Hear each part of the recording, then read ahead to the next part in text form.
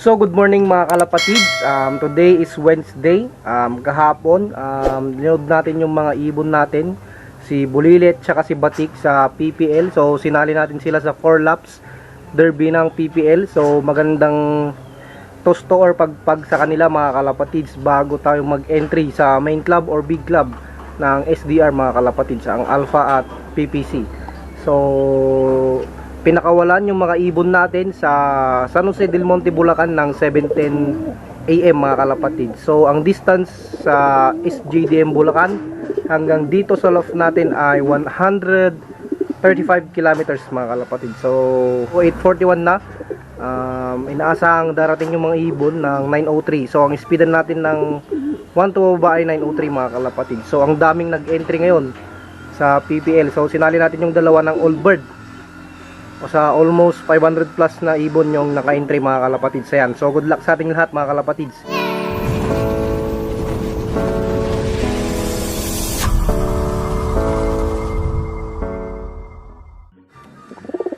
So eto nga pala mga kalapatids, si Junior mga kalapatids. So anak to ng first overall ni Kuya John Andrew mga kalapatids. Ayan, oh. So may itlog na sila. Susuksukan natin to ng pang summer mga kalapatids, yung 4 laps Gumaka Quezon. Yan, so ito yung ibon, napakaangas mga kalapatids. Ayan, oh. Manang mana sa tatay niya. Ayan, oh. Sa katawan at saka sa tindig mga kalapatids. Ayan, oh. So ang pares niya, yung blue bar na yan mga kalapatids, galing din kay Kuya John Andrew yan. So sana mapakana natin tong ibon na to mga kalapatids.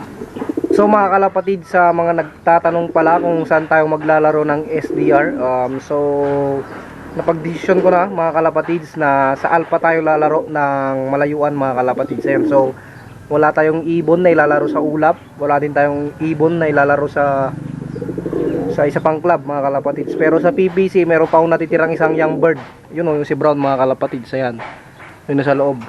So bale, yung balik na ring 6 mga kalapatids. So yung 3 is pinamahagi ko sa mga bata, tapos yung 3 sinuksukan ko mga kalapatids. So as of now, si Brown na lang yung natira mga kalapatids. Ayan, yung ibon na galing kay Kuya Jay, yung itlog na pinayaya namin sa breeder niya. So ayan, napisa na mga kalapatids. Ayan, so yun na lang yung natira na yung bird natin sa PPC. At saka yung ilalaro natin ng Alpha is Old Bird mga kalapatids. Dalawang Old Bird na hen mga kalapatids, si Bulilit at si Batik. So kinarga natin sila ngayon sa PPL.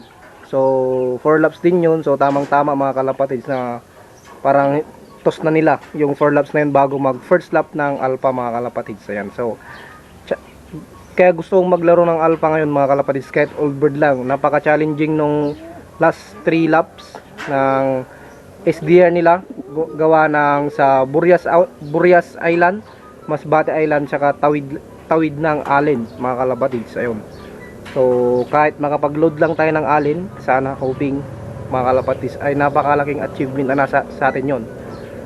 Kahit makapagpauwi tayo ng yung dalawang island mga kalapatids, yung Burias at saka Masbate, napakalaking achievement na yun mga kalapatids. Yun, so sana mga kalapatids, ngayong 2023 SDR ay makapagpadulo man lang tayo ng ibon. Ayos na sa akin yun mga kalapatids. Ayan, so sabi nga nila, improve by year. So nung nakaraan kasi ang dami kong maling ginawa mga kalapatids. So susubukan ko ngayong i-improve yun. Baka sakali mag-improve yung mga lipad ng mga ibon natin mga kalapatids. Ayan, so abang-abang tayo. So ayun mga kalapatids, nandito si Junior mga kalapatids. So napakatapang na ibon mga kalapatids. Ayan, so shout out kay Kuya John Andrew de la Cruz mga kalapatids. Ito na yung ibon mo, nakasalang na mga kalapatids. Ayan, nakasalang na siya. So yung itlog niya is mag 5 days na mga kalapatids. Susuksukan natin to ng pang summer na PPC mga kalapatids. O kung maabutan natin na release yung singsing ng SDR, is i-double tag natin mga kalapatids. Ayan, so So yung mga iba mga kalapatids ay hindi ko pa sinalang gawa ng nagamit natin noong November or December na breeding mga kalapatids. So trinay natin mag-breed, so nakapagpalabas naman tayo ng isang clutch mga kalapatids. Ayan. So eto, pinapahinga ko muna sila, pati yung mga hen dyan mga kalapatids. At eto, pati yung John Arden na black breed mga kalapatids. So nasa 5 months old pa lang yan. Saktong sakto mga kalapatids pagdating ng mga ring ng SDR. Try natin sila kunan lahat ng panlaro natin sa kanila mga kalapatids, para syempre matesting na din natin kung sino sa kanila or kung ano-ano sa kanila yung swak na pair mga kalapatids. So under trial pa lang tayo ng mga new breeder natin mga kalapatids. Ayan. So testing muna. Bale sa pagtitesting na yan mga kalapatids, diyan natin malalaman kung tama ba yung pinag-pair natin o mali mga kalapatids. Ayan. So ganyan naman yung mga veteranong fancier, dumaan din sila sa ganyan, yung trial and error na sinasabi mga kalapatids. Kaya as newbie, pilitin natin mag-improve mga line, mga diskarte natin sa pag-ibon, i-improve natin yun mga kalapatids. Kaya wag kayong matatakot lumaro sa mga big lab kasama ang mga veterano, dahil dyan pa lang malalaman nyo yung mga mali nyo at malalaman nyo yung mga hindi nyo dapat ginagawa. Malalaman nyo din dyan yung mga advantage nila. So yun, may apply nyo sa sarili nyo mga kalapatids. Kaya sabi nila, pag-ibon ay walang katapusang pag-aaral mga kalapatids. So ayun. So yun naman yung ginagawa natin as of now. Pero hopefully mga kalapatids, by this year or next year, makakapagpadulo na tayo ng ibon mga kalapatids. Ayan. So yun mga kalapatids, may plak na tayong isa. Ayun, so si Batik, eto mga kalapatids. Ayan o.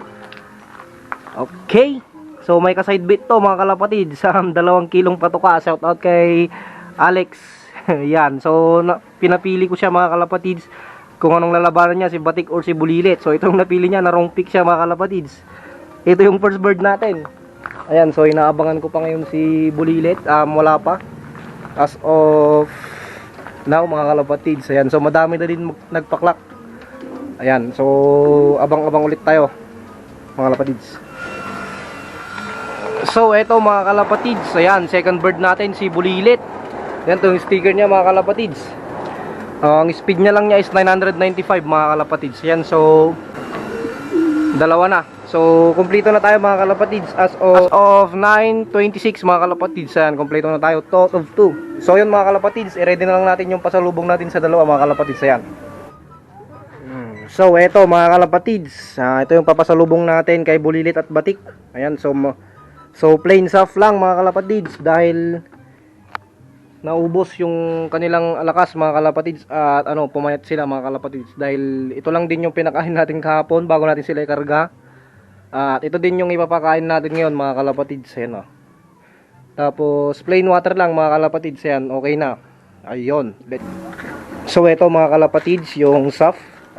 So good for 5 pigeons na to mga kalapatids, dahil meron silang kasama sa loft na ibang ibon. Ayan, so ito na yung papakain natin sa kanila mga kalapatids, sa lubong sa kanila. Ayan, ito. Okay, tanggalin lang natin tong grits dito. So pakain na natin yan. Okay. Okay mga kalapatids, ayan, si Batik ayaw kumain.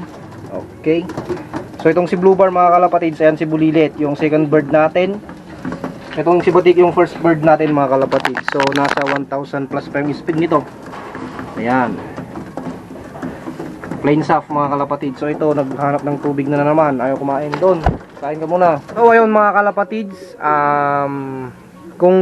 congrats sa lahat ng mga nagpaklak sa race natin sa SGDM Bulacan mga kalapatids. Ayan, so ayun, may pauwi na din si Clifford, si CJ, lahat ng mga taga Eastern mga kalapatids, si Kuya Jamel, si Broges, at saka si Kuya Dennis, meron na din mga kalapatids, nagsiwan na yung mga ibon. Ayan, so shout out sa mga tropang kalapatids natin dyan sa San Vicente, sa Natividad, sa Tayug mga kalapatid, sa San Nicolas mga kalapatid. Ayan, so sa tropang Eastern Pangasinan mga kalapatid. So mamaya i-load natin ulit yung dalawa sa Alpha.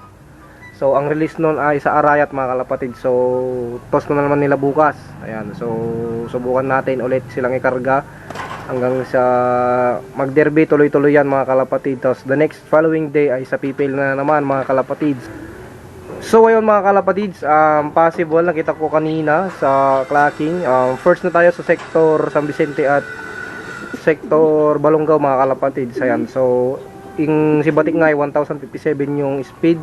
So yung mga iba is nasa 1000 din, pero sa tingin ko as of now si Bulilit ay si Batik yung leading ngayon mga kalapatids. So sana magtuloy-tuloy. Ayan, so dito ko natatapusin tong video mga kalapatids. Please support Boy One Tay Love, subscribe to our YouTube channel and follow our Facebook page mga kalapatids. Ayan, ingat mga kalapatids, bye.